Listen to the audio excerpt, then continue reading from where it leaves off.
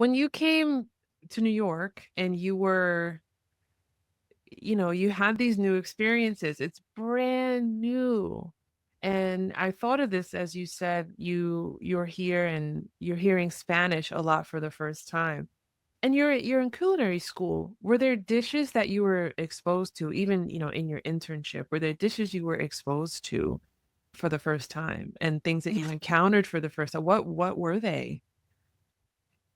Everything almost, traditional Mexican cuisine. What did Hmm. I know about mole, like really, and the spices and the fragrancy of spices? Yes, I knew that from Middle Eastern cuisine, but I had no idea about chili and the complexity of drying or soaking or roasting, for example, just to see my team cooking for themselves, right? Hmm. And then when I interned in Danielle, oh my God, the finest, that doing the finesse of like the one dish that I can think about that still resonate with me is that a honeydew and lobster bisque that Danielle used to do.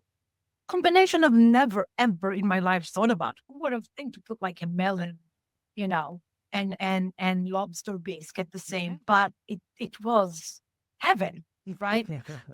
Just the sweetness you can in my head it makes all the sense. But at the time it was totally new. I had well, I'm dating myself now, right? But I had a little pocketbook and I wrote things that I, mental note, that I wanted a cucumber salad or how Danielle confit tomatoes or confit fennel, things that I haven't seen before, techniques that I didn't know before, how you concentrate flavors. Fantastic. Mhm. New York was like a playground. I came as a white canvas, right? Just wanted to soak it all. I Yeah. remember going into an Indian, to Kalustians, right? Into the Indian ice cream in the city. I'm standing there like a kid in Toys R Us, That's me you when know? I go there. Right. And at the time, 60% of the spices, I had no idea what they are. Yeah. Right. So you ask, you taste, you smell. I think that's the beauty of you can never, ever, ever know it all. Ever. Hmm. There is no Yes. one, I don't care how well traveled you are or how smart you are, you just can't Hmm. because it goes so deep and it goes so wide that it's just undoable. And it's always a journey of discovery. Hmm. Were there any spice or flavor profiles that you noticed that paralleled between your cuisine back home and what you're encountering here? 100%, mainly Latin cuisine and Okay. specifically some of the Mexican regions cuisine.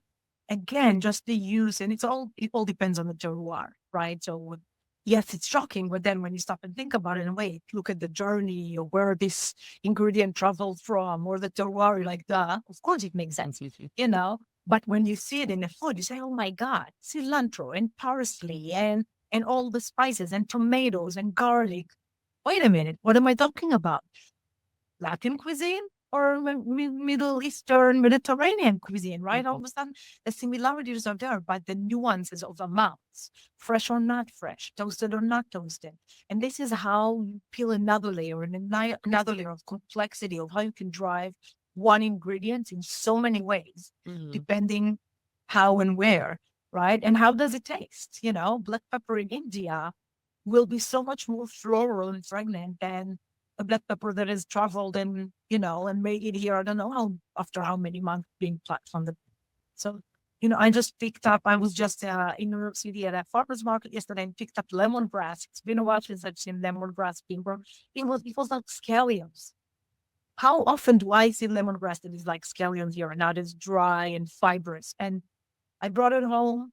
We made a quick squash curry dish, but we also just brewed tea, lemon verbena and the lemongrass and mint, the big part of like things. Happiness. No. I could hear the birds chirping. Yeah.